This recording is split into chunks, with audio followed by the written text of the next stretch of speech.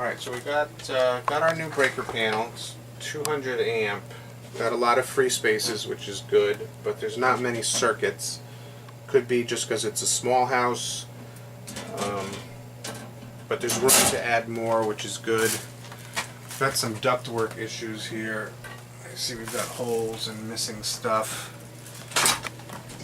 We've got asbestos here. That's painted over asbestos. That's got to be remediated like we did on one of the other houses. Our furnace is about 100 years old. It's way old, yeah, it's out. That's really old. That's got to go.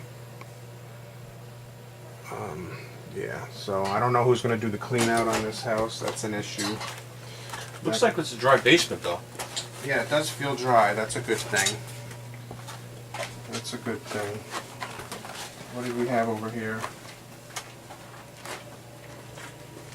Hot water here looks okay. We have wooden supports, which is not good, so these are original to the house.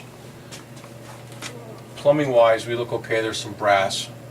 Our structure looks solid. Our beams, hot water. Not too bad down here. Let's go up and check out the bedrooms.